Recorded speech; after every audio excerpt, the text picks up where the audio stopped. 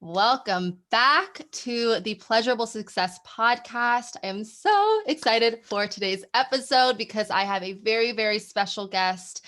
She is my soul sister. She is a holistic health coach and wellness coach, a mindset queen, nutrition grad, entrepreneur, self-growth junkie, network marketer. Fuck. Okay, let's redo that. Marketer. We can do that as much as we want. Oh God. Okay. I wonder if I can record the intro when you're not here. I probably can.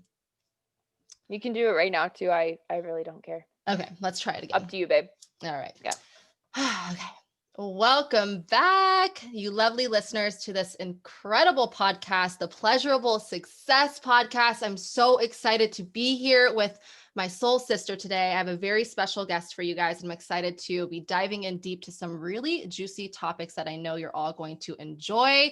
I have Miss Bella Gotts. She is a health and wellness coach, mindset queen, nutrition grad, entrepreneur, self-growth junkie, network marketer, social media coordinator for her family business, and just an absolute gift to this world.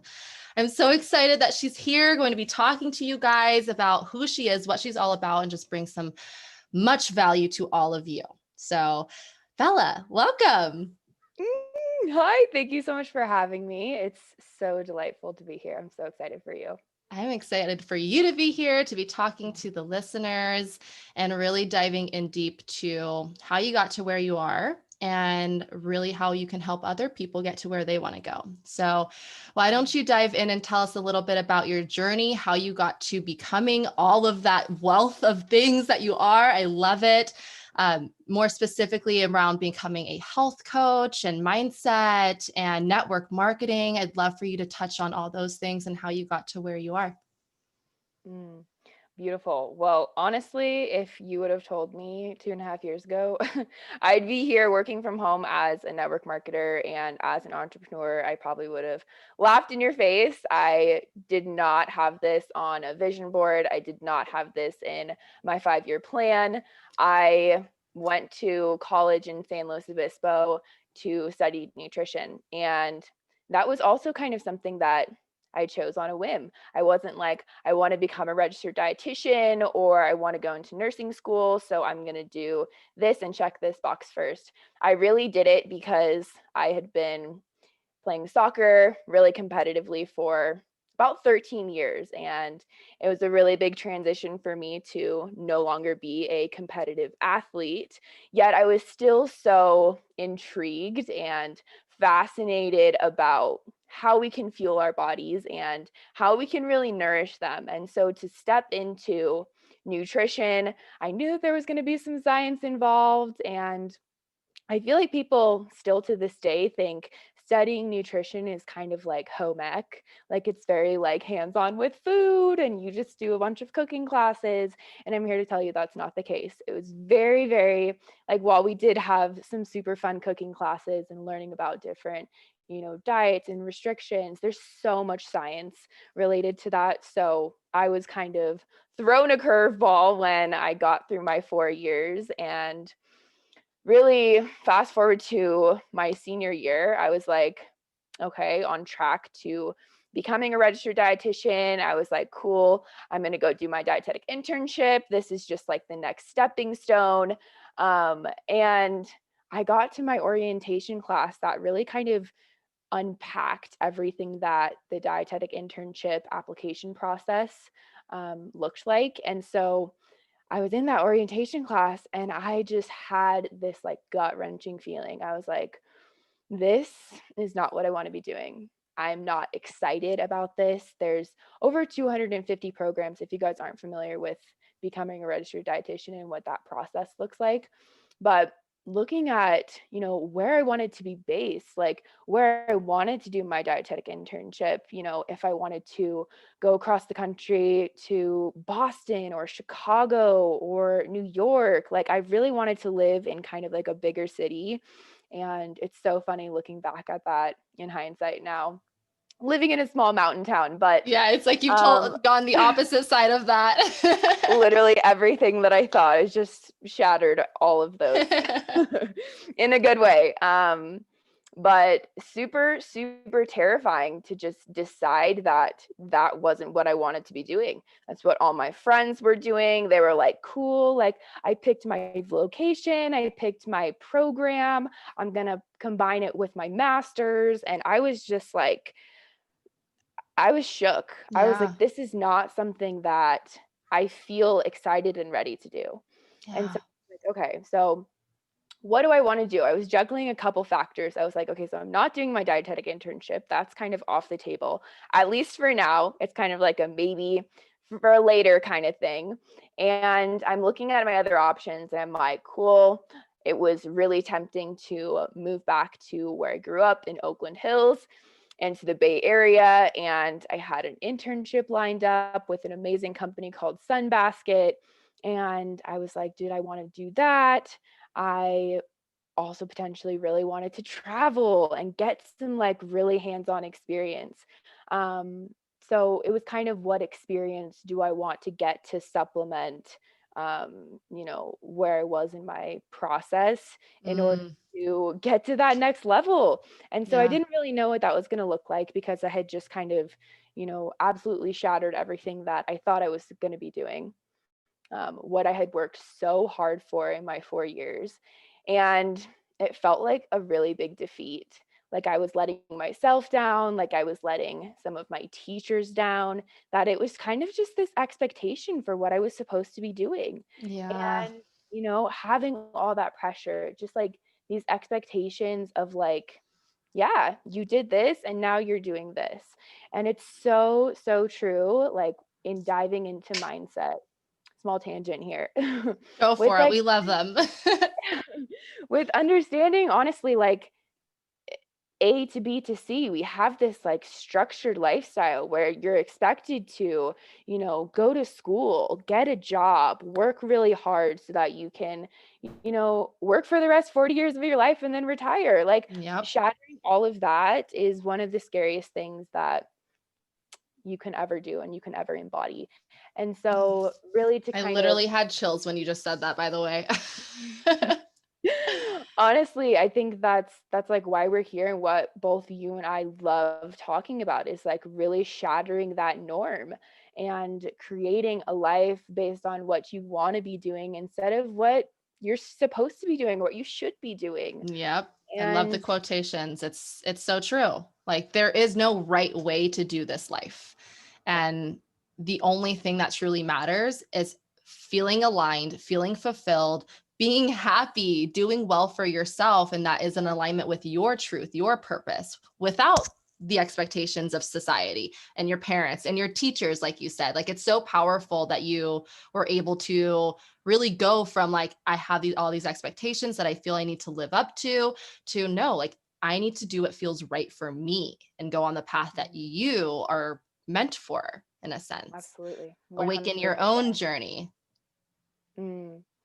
You nailed it. And seriously, that was just kind of like the tip of the iceberg. So that's not even like hugely Yep. and the majority of why I do what I do and who I serve, because I was like, stuck and confused and lost at that point in my life, being a recent college grad. And so I decide, after kind of everything that was up in the air, I decide that I was going to move to Tahoe, where I also like kind of sort of grew up. And my mom and my brother lived there.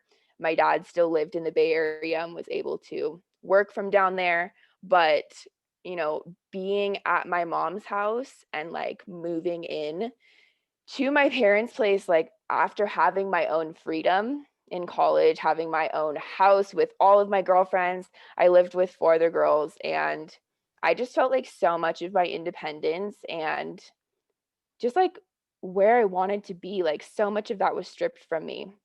Yeah. And I was like, well, all of my friends are like, they have these really beautiful apartments and like they have these corporate jobs and they're so like settled and they have everything figured out. Like, why can't that be my life? You're like, Really what why do I crave more? yes. And I thought I was like, insane that I hadn't had it figured out yet.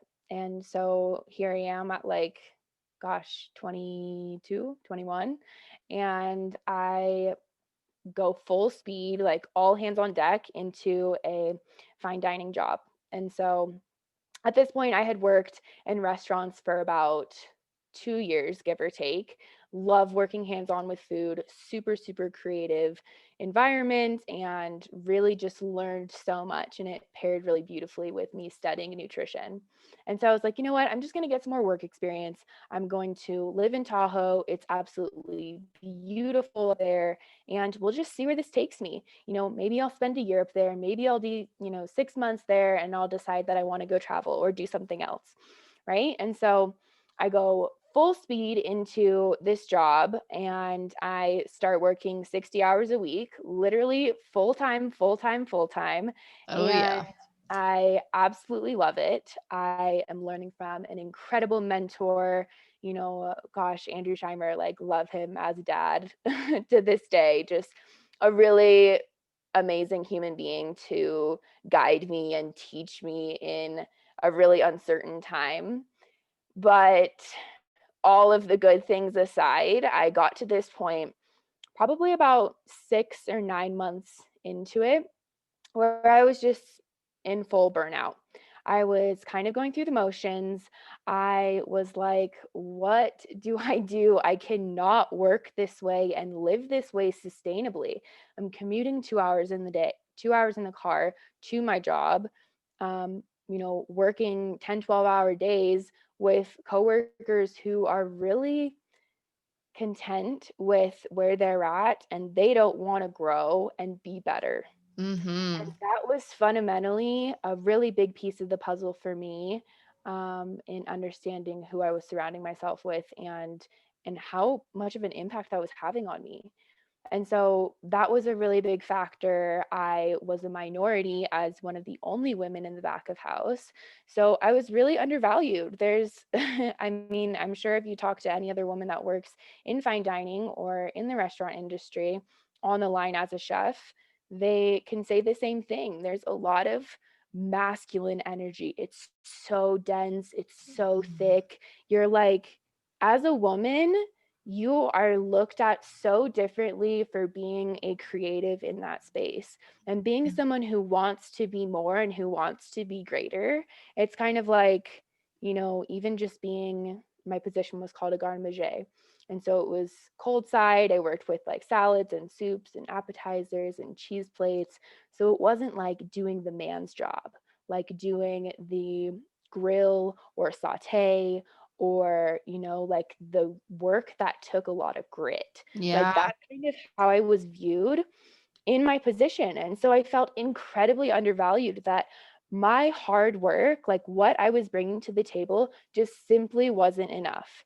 And my paycheck really reflected that too, where I remember having this conversation so vividly and saying, I am so willing. I'm so excited to continue in this job, to do more of the things that are going to make me worth X amount of dollars per hour. And I was Wow. told that wasn't going to happen.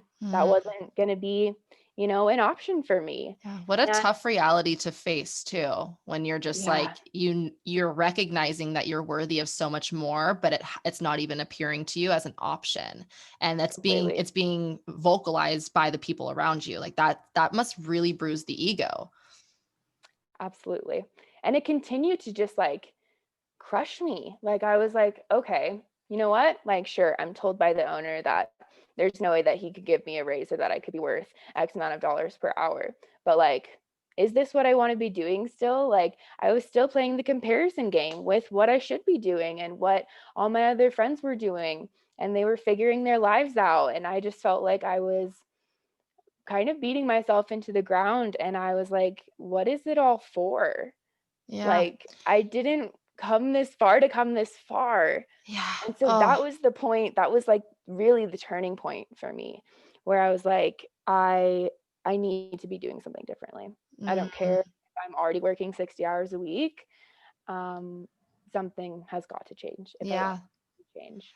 And I can't wait to unpack that too, that comparison stage of like really trying to figure out what do I want to be doing while you're seeing everyone else who's figuring out, like that is a really hard position to be in and Yeah. one that I can absolutely relate to. So I would love for you to kind of anyone who might be going through that experience in right now, like they're on the edge of like, I'm not meant for what I'm doing, but I know everyone else out there is telling me that this is what I should be doing. Right. What would you say to that person who's just like, I know I need to get out but they're stuck in this comparison of like the should be doing, and this is what I've been raised to do, or this is what the Right. right way of path is. Yeah. Yeah. What would you say to that person? Honestly, I would say tune into who you are. Tune into what you really, really want. And this is something that 2020 has given a spotlight onto so many people. It's really challenged people into questioning, like, oh, what is that? It's the most simple question you can ask. What do you want? Wow. Yeah. I mean, really. And it's as soon as I got clarity around this, as soon as I, you know, put the pressure and the expectations and the you should or you shouldn't aside, was the same second that I decided what I was worthy of and decided what my destiny was going to be. I was no longer choosing to settle.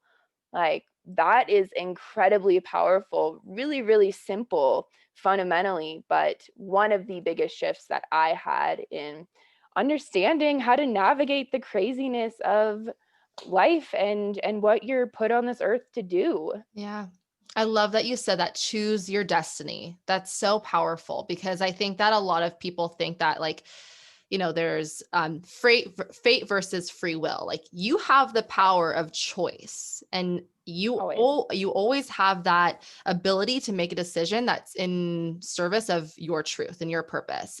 And you touched on this too. 2020 has been like this massive awakening for people that Yep. stable and secure job, it's not so stable and secure. And you should be looking for options of monetizing your passion and doing what lights you up inside, because at the end of the day, you need to be happy. And if you are feeling like the life is getting sucked out of you in your current position, then you get to choose your destiny and take control over your free will, over the choice that you have to make in order Mm, to be well. absolutely. Could not agree more. Yeah, I'm And so I happy think you spoke to that. yeah, to even kind of like unpack that a little bit more too, I did a really, really, really powerful meditation around this. And it really helped me just like drop into this like seated awareness and tune into my intuition. Like, what did I want? And it's way easier said than done, but like no other noise in the background. Like, you're just sitting with yourself. Like, maybe it's envisioning where you see yourself a year from the date that you sit down and do the meditation, right? It's like you could do 6 months, you could do your 5-year plan if you want. But I sat down and I did 1 year to the date. And I said, how do I feel when I wake up in the morning? What am I doing for work? What does my relationship with money look like? Where am I living? Am I in a relationship? Like, what does my life look like? And I'm completely visualizing it. Yes, It's yes, yes. tangible. It's already mine. I already have those things. What does it feel like physiologically in my body to have those things? Mm-hmm. Oh, I'm so glad you spoke to that. That's something that I have every single one of my clients do, because one, it's such a powerful way to manifest it into your physical reality, but it's also just Completely. a beautiful practice to realize that everything you desire, which is the feeling, you can cultivate that now. Yep. And just going back to that simple question, what do I want? And if you desire it, it's for you. You can have it. It's meant for you. Yep. So it's so You were beautiful that you given can. that thought and that idea for a reason. It's a little Yes. seed, and what you focus on grows. So you Mm-hmm. focus on that, visualize that and put intention and energy into that. That's going to flourish. Yes. Oh my gosh, so true. I know we can talk about that forever, but it's such a powerful practice. And for the listeners, I highly encourage you to just go back and listen to those questions that she asked herself during that visualization, because those are really powerful questions. What do your mornings look like? What does your relationship with money look like? How do you feel going throughout the day? What are things incorporated into your routine? How much money are you making per month even? And how does that money support you? How does it make you feel to have that? Um, and it's just such a powerful practice. I do it. I mean, I pretty much do it every single day, because visualization is just such a powerful and exciting way to be in your highest vision and feel it now. So I'm so happy that you spoke to that. So for everyone listening, go back and write down those questions to make sure that you are really in that experience and asking yourself those really powerful questions.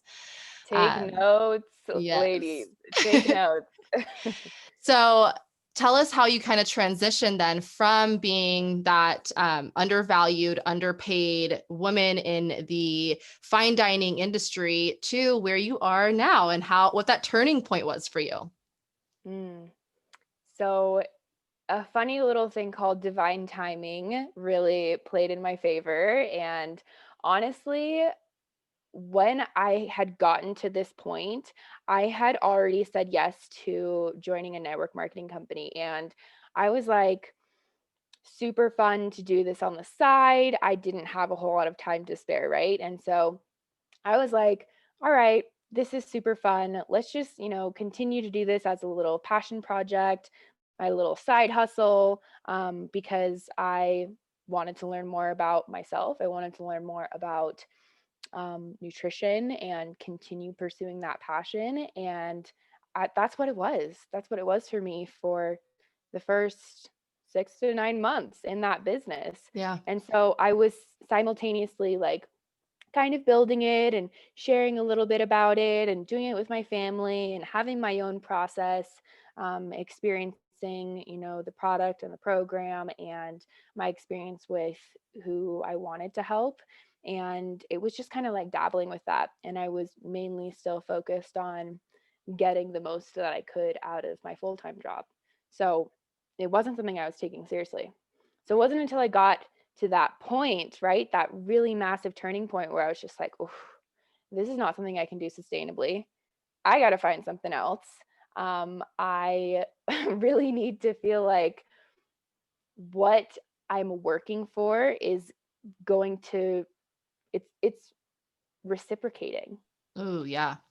And I want to know that the effort that I'm putting in is going to be given back to me. Mm-hmm. I started to tap into, a little bit more of my spirituality. I started to tap into a little bit more of mindfulness and meditation and really the things that like filled my cup up.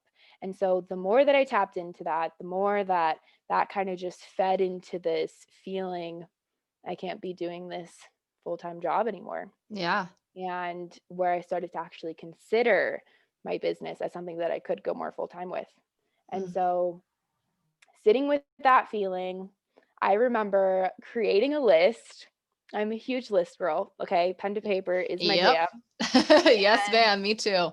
I remember writing on a huge post-it notes. Those are also game changing for me, where my brain just can dump everything. Um, I remember making a pros and a cons list of staying in my job. And I wrote out all of the pros. I was like, cool, I'm surrounded by some pretty cool people. My coworkers were amazing. They were literally my only friends that I had in Tahoe because I didn't know anybody. None of my friends moved to Tahoe with me. So I had all these long distance friends, but I was like, these coworkers are really cool. Like, I really enjoy hanging out with them. My chef is really cool. He's an awesome mentor. I'm still learning more about food. There is some opportunity there, but I have to fight and work really, really, really, really, really hard and put years into that to make kind of baby steps. And I looked at the cons and it was a stark difference and Yeah. overwhelming. Like, oh my God, I could write freehand so many more reasons as to why this is not serving me, Yeah. why this is no longer something that I'm aligned with. Mm-hmm. And it gives me like goosebumps to think about this because it's so simple. Like I feel like writing a pros and a cons list or like it's so black and white, but it was such a black and white realization that I had. Yeah. And I think what's important to note on this too is when you are making this pros and cons list, quans, what are those? But when you're making this pros and cons list, you're not just looking at the numbers, but you're looking at the density of each. Because, for example, getting paid what you want versus feeling in alignment with your truth, right? Like the density of being in alignment with your truth is far more quality of a of a pro than getting paid the amount you want to be getting, in my opinion. Completely. So I think it's just so important that, if you are that person who is looking to transition to possibly leaving your job to pursuing something that's more in alignment, it's something that lights you up inside, weigh out the pros and cons. Don't just list them out, weigh them Yes. out. Yes. Quality over quantity, right? So Yes. even though I had so many more cons, all of those cons, some of them were, pretty small. I was like, okay, I could probably bite the bullet and commute. Okay. My commute was like something that wasn't a deal breaker. It was a lightweight con. Yes, it was a lightweight con. But like, what was dense? What was weighing on my heart? What was like soul sucking to me? And that was like, wow, I can no longer settle for this. And so to have that realization a year in, I mean, it was actually probably like 9 months in. So then I was kind of sitting with that for 3 months going, okay, let's make a plan of action. What Mm, am I going to do? What is that next step? What's the next thing that I can be doing? yes. And I just want to say too, for the listeners, she made the decision. I am no longer going to settle for this. And then she immediately took an action. She made a plan on how she was going to execute because she had already made that decision that she's no longer settling for mediocre. She's no longer settling for a life that doesn't serve her or mm, those societal expectations. So I just want to take that note because that's so powerful, Bella. mm, yes, like not marinating in the what if, right? Like you're sitting in this uncomfy space and you can go round and round and round and you could say, oh, what if, or my friend Susie's not going to think as highly of me anymore, or I'm going to let down my parents, or I'm going to let down myself, right? Like feel Yes. into all of that by all means. I'm not saying don't tap into those emotions, but take action from this space of why do you want this to be different? Taking action despite the fear, right? Because action will take you out of doubt, but doubt will always take Stop you you out of from taking action. action. Yeah, Yeah, you I got had to think about it. that. Nailed it. Yeah, but that's like story of my life for this year with Yeah, all of the doubt. Um, but to really fully step into, okay, what is that action? It was having a conversation, a really, really uncomfortable conversation with my chef and saying, I love you guys. You guys have changed my life. I feel like I have learned so much from this space. I don't want to take that for granted, or I don't wish it to be any other way. But this is what I need. This is what I need for my sanity, and claiming that, not dimming your light or hiding behind what you desire, like owning it. hell yeah. I need this. This is like telling you what I need for these reasons. And I felt really fortunate that I was heard and understood and supported in that. When I've heard a lot of horror stories about having uncomfortable conversations with your bosses and they don't take it well. And Totally. it's being okay with, like, no matter what the outcome would be from the response of your boss or whoever you're talking to, whether it be good or bad, supported or unsupported, you're doing that and choosing to create your life by design because you deserve that, because you're Hmm. worthy of creating that. Like that is something you're capable of doing. Yes. And it shouldn't matter what somebody else thinks. That's really like, I think the silver lining of all of this. It doesn't matter what anybody else fucking thinks. Mm, yes, you are so right.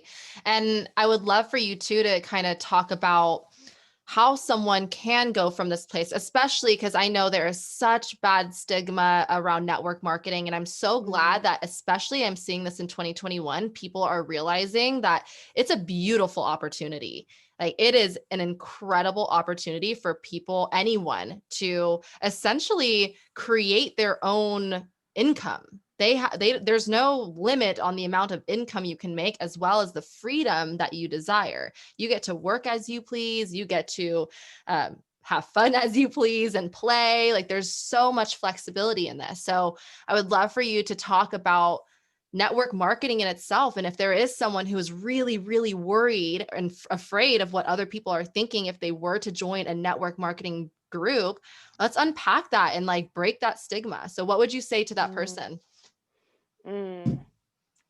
I think this is such a beautiful question because I love being an educator in this space because, like you said, network marketing has this like great cloud around it. And I understand why it does. I understand that people feel like they're only being spoken to because people want to get something from them, or they're going to be swindled into something, or it's all a hoax and kind of this trick. And I fully understand that because I felt all those feelings. Yeah, you can And empathize with that for yourself. Totally. yeah. And when I said yes to starting my business in network marketing in 2018, I didn't really know much about network marketing. It wasn't like it is today in 2020 where you probably have a handful of friends or know a couple of people who are affiliated with direct sales and in network marketing. I didn't know anybody. None of my friends were doing it. And so it was kind of like a foreign thing to me that I was like mysterious and intrigued by. But it was when I got involved with it that I was like, oh, I fell for it. It's one of those things. Like, I Hmm. wasted so much time. I put so much energy into this, and I really like thought in my bones that I was being tricked Yeah. and people were out to get me. And there's so many limiting beliefs that I have overcome in around network marketing, around the industry, around my company, but also with just being an entrepreneur and those characteristics that come along with that too. And so much of what we believe to be true, I think stems down to coming from an employee mindset and Oh my going gosh, yes. into literally being a business owner and fundamentally understanding that when you start your own business, it's not going to be profitable for a little bit. You're going to have to work and build that consistency so that it can compound and the structure of your empire, right? Yes. Like I need to launch off of something that has stability. And so something that I like to make incredibly clear with every prospect that I talk to, with every woman that I work with, is really fundamentally understanding this isn't going to happen overnight. This Hmm. is not going to be an overnight success. This is not a get rich quick business. This is something you need to do consistently. And it's like night and day for me to make that clear because I want people to understand what this is and also what this isn't, and crush those beliefs early on so that they can rewrite their beliefs. Yeah. And because that's so true. I mean, so many people who go into network marketing, they don't see the results immediately. And so Yeah. they essentially give up. So, how can someone stay consistent in this? Like, what are some tangible tips that someone can use if they enter into a network marketing and they're like, okay, I know I want to do this, but it's taking a long time. As I mentioned in my last podcast, guys, patience is a Mhm. must. As an entrepreneur, patience is a must, and it's mandatory because these overnight successes, they don't actually exist. So Bella, how would you like speak to that person who's like, oh, I really want to do this, but I don't want to wait long? What are some tangible ways for them to kind of go through that process of like going from where they are now to where they want to be? Mm. This is so good. I can say so many different things right now. Patience is one thing that just came up. It's so funny that you just brought that up.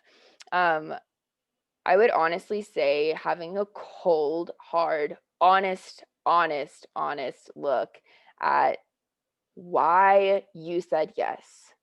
Why did you join? What did you want to create? Why is that important to you? But like literally going so deep into that why and asking yourself why like 3 times. Okay, why do I want to be able to travel?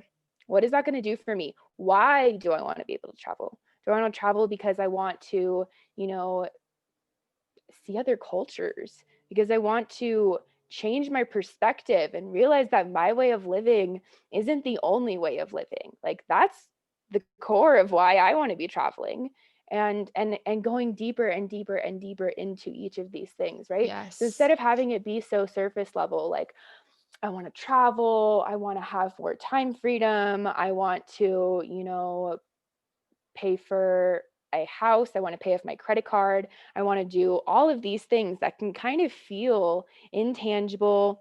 And not to say that they're BS or they're kind of willy-nilly, but why, like, let's ground it back down. Why is it really important to you? Because Yes. so many people want to travel, so many people want to create financial freedom, but how is that specific and unique and individual to you? What Yes. does that look like for you? Yeah, everyone's why is bio individual. And that's such a powerful practice of just asking why until you get to the real reason, which is essentially most of the time going to be a feeling. We're kind of circling Yeah. back to what we were talking about earlier with the visualization. It's the feeling that those tangible things that are going to bring to you. And Yes. if you can focus on that and just ask yourself why multiple times and have that be the forefront of why you wake up in the morning and why you have the patience, why you're staying consistent in network marketing, it's going to make the process a lot more enjoyable because you actually have a reason. Yes. And it's going to allow you to also hold on to that vision. Like, have this long term vision where, yes, that is a thing that might feel intangible, where I can travel the world and literally build a Wi Fi based business. Like, that's what really makes that thing feel more tangible, because you already have it. This thing that's so distant and, so far down the line, maybe for you, maybe it's 5 years, 10 years.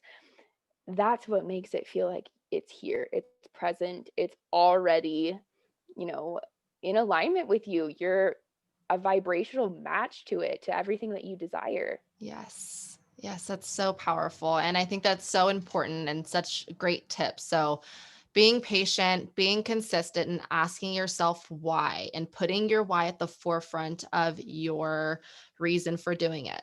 Yeah. So, I love that. Thank you, Bella. That was a beautiful response there. And so you mentioned something earlier too that I wanted to touch on. It was like that transition from employee to boss and being the boss of not only a business, but your life too, like taking Mm, control of all aspects of your life. yes. How did you handle that? How did you handle that transition from employee and being undervalued to diving deep into mindset, spirituality, entrepreneurship? And what was that like for you?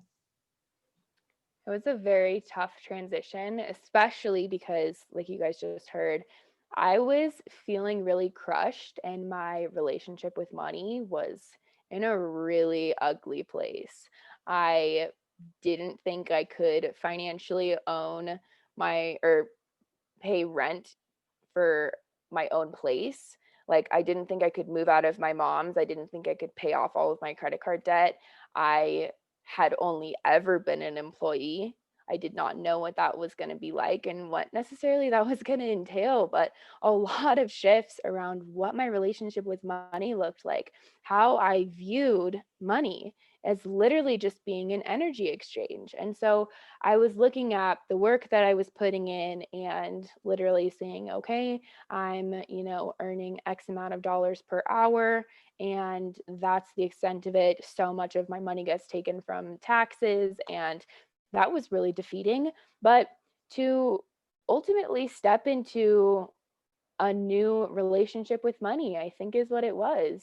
And having this newfound love for earning and my capacity to call in what I was desiring, but also what I was deserving of. Like every goal that I had financially for myself, I had to take a very different approach and lens as to what my view even was for my paycheck. Like looking at, okay, that's how much I'm earning as an employee, and having the patience, having the honesty with myself, and ultimately asking myself this question. So I'm holding myself to these standards where I want to be, making X amount per month.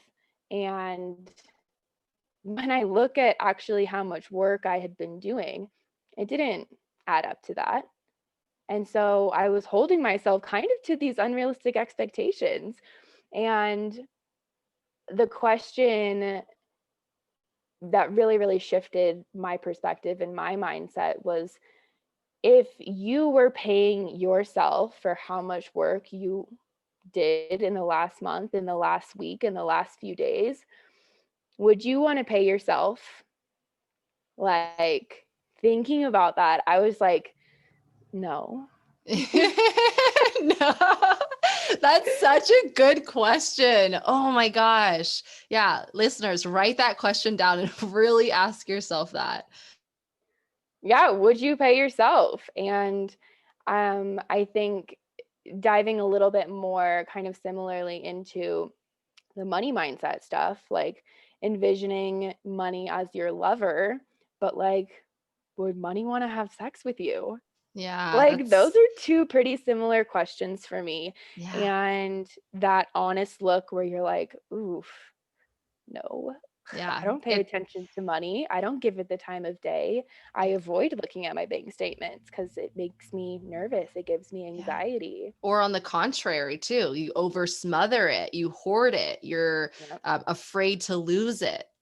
Those are really relating money to as if it was your lover is such a powerful way for you to get clear on what your relationship is like with it. Because Yeah. I was on the opposite side. I was such in this lack and scarcity mindset of just like, oh my gosh, if I have any sort of money, I have to keep it. I can't spend it. I can't treat myself because I don't deserve Mm, those things. And then you bring in the whole self-worth part of it. And those are really important questions to ask if you are getting into entrepreneurship, especially in an online space, because I think that people are like, have this really big misconception on how you make money online.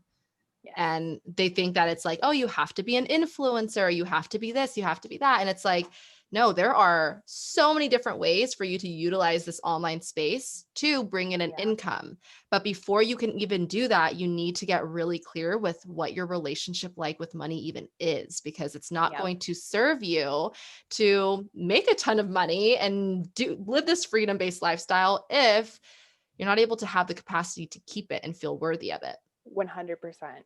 And so that's like what the personal development journey has been like for me, because then I'm working on myself so that I can be, you know, I can have the capacity to earn the money that I want, to earn the six figures that I want down the track. It's like I have to become that person first, understand all the really, really hard lessons along the way. And that if I did get that when I first started, I don't know if I would have liked it or stayed true to it, Yeah. right? It's like that's a really interesting thing to think about. It is an interesting thing. And I'd say too that when you are transitioning from employee to boss, you have to remember that you're not only like money mindset so important, but you're also doing such deep inner work to just overcome yourself, Yeah. overcome your own doubts, your own fears, your own limiting beliefs that are holding you hostage because they're not true. It's Yeah. like a prison that has no locks, and you have the ability to get outside as soon as you deem yourself to be worthy of more. So it's Absolutely. such a powerful question to ask yourself those things. And I know we were talking about this earlier, but again, you have every right to just ask yourself, what do I want? And pursue that and not let Yep. anything stop you. So well said. Thank you. Thank you. This is such a good topic. I'm like feeling on fire right now. I know. I'm with you. Yeah. So speaking of finances, I know a lot of people have this fear of, taking the chances in a sense on becoming an entrepreneur and going into business for themselves and living Right. this life by design because financially they might not be able to support themselves. Right. So how can someone manage that? And like, I mean, I know some of the answers for me, and I like to keep it very transparent and real. It's like there are some sacrifices that you may have to make. Yes. So what would you say in regards to that topic right there? In transitioning, in deciding, in choosing how you want your life to be different, like you said, there are going to be some sacrifices. I said I'm willing to live at my mom's house and in a tiny loft that has no door for at least 6 months. Yeah. And I was willing to sacrifice that. I was willing to say, okay, that means that I'm not going to be paying rent. That means that I can save more. That means I can put more towards my $10,000 of credit card debt. And that means that I can build the foundation of my business. And Yep. so I had to say no. In saying yes to myself, you always have to say no. You always have Yeah. to sacrifice. But I think that pairs really beautifully with creating a life where you can have it all, right? Where you don't have to, necessarily sacrifice and feel like you're missing out on something. It really is this really beautiful duality. It's Mm-hmm. like how you view saying no also. And when, like, before I had that conversation with my chef and gave my 2 weeks, I was like, at this point, I had known that I was building my online business and wanting to go more full time with it. But also, there was another option for me. So I knew that I wasn't going to, pay the bills in the beginning. And I was like, okay with that. I was like, I haven't, really put in the work or done my time in order to earn, quote, enough, right? Yeah. In order Yeah. to fundamentally pay the bills, which is important. Like, I understand there are things that need to happen and things that you do need, deadlines. And I started off with my family business. I looked and I said, I can literally be making more per hour working in the same town that I live in, a 2-minute drive, working with people that I still love, um, getting fulfillment in completely different ways. And even if it's not necessarily related to health and wellness, like, I love working with my mom and my brother. And so the fact that I can, even to this day, still supplement my income with my part-time job, California 89, right? Yeah. It's like there's a bridge kind of. There is. And that's such an important thing too. And I want to touch on this as well from my personal experience. You guys, it's not a glamorous process by any means. No. Like No. as Gary V says sometimes, like sometimes you do have to eat shit, and it's not to, come from this place of you can't have it all. You absolutely can, but that comes from enjoying the process. And when I first quit my corporate job, I mean, I was incredibly blessed. I had somewhere to live for $300 a month in rent. And, I was able to save enough money where I felt financially supported before I did leave my corporate job. But once I did, I was failing miserably as an entrepreneur, and I did not have money I didn't have money coming in at all. So I knew that I had to do as Bella said and pay the bills and do the things that I knew I had to do as a, person of the society. So I had to get 2 part-time jobs in order to do that while still building this dream business of mine. And Yes. that time, like you said it so beautifully, like and I call this finding the win in the woe. It's like finding something to be grateful for when it's not such a great situation to be in, but always Yes. coming from this place of gratitude because you know that what you're working towards is something much bigger than you could ever even imagine. And this is a stepping stone. This is a stepping stone to getting you to where you want to go, and embrace it and love it and be grateful for it. And you'll enjoy the process a lot more versus if you were to Yes. focus on everything bad about the situation, or viewing that no as such a negative, a negative thing. A no is not always a negative thing. So yeah, I mean, sometimes you do have to go through that not so pretty part of making sacrifices so that you can work towards something that is so beautiful and so in Mm. alignment, and just yeah. And it works. It works. We're both living examples of this, but sometimes you have to go through the dirt and not have it be so pretty, and you got to make some sacrifices in order to get to where you want to go. Amazing. Amazing. And that's what makes a really beautiful story too, right? You can look back and Oh you can my say, oh gosh, my yes. God, look what I've created for myself. Yes, like if I had stayed in my job, I could have done all of these things, but because I chose myself in the process, yeah, I had to go through some of it because there Yes. wasn't stability and it didn't look good. I had to drag my feet through the mud, and you question everything. You're like, oh my God, did I make the right choice? I could just go back. It's fine. I can always, like, they can hire me again. Like, Oh my gosh, this I had is this feeling where I was like, yes. I made the wrong choice. I Yeah. made the wrong decision. I screwed up. This is like literally chills all over my body when you just said that, because, well, one, yes, you're going to have those moments of doubts where you're just like, what the fuck did I just do? Like the number of times where I asked myself, what did I just do? And also kind of having this reassurance of like, okay, well, I can always go back. I can always go back if I need to. Yeah. But also like, oh my God, it's such a powerful just thing to be in. Like, your story is your brand. Yeah. And this is what I teach every single one of my clients. Every powerful brand has a beautiful story behind it. So as you're going Absolutely. through those really dark places, know that it's for you, and it's going to be a part of an epic fucking story that you get to Mm, tell in a couple months, in a couple years from now. Like, it mm, is, know that anything that you're going through right now, you're going to look back on and it's going to inspire the fuck out of someone. yeah. It's gonna hopefully inspire the fuck out of you. Hell You're like, yeah. I did that. That's like a little confidence boost that you need. You're like, I really overcame that, even though it wasn't gracefully, even though it may not have been with the snap of my fingers. I did that. I built resilience in that. Like, that Mm, is character building.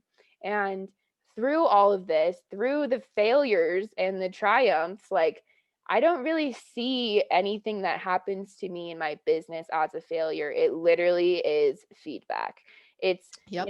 hearing the word no, like having to completely redefine what no means. Um, it's not failure. It's maybe, how could I have approached that better? Maybe I could have um, done things a little bit differently, but you know, outside of just hearing the word no and having this huge setback, right? Like not reaching a financial goal, or not reaching, X amount of people you want to help, right? Like, there's always value and feedback in the failure and in the Yes. pain and in the struggle. Always, always, with every, and I, side note, you guys, an episode is dropping very soon, and the topic is every breakdown has a breakthrough. So Mm, every breakdown that you experience, you're also encountering a beautiful breakthrough. And like you said, every failure you experience, you get to decide to take it as feedback and learn from it and grow from it and yep. make it happen for you instead of happening to you. So much gold, Bella. Um, I have one last question for you today, and I'm asking every single one of the podcast guests. And it's a very important question for me, and I know for the listeners as well. It is, how can the person listening to this podcast make their success a pleasure-filled experience? Mm.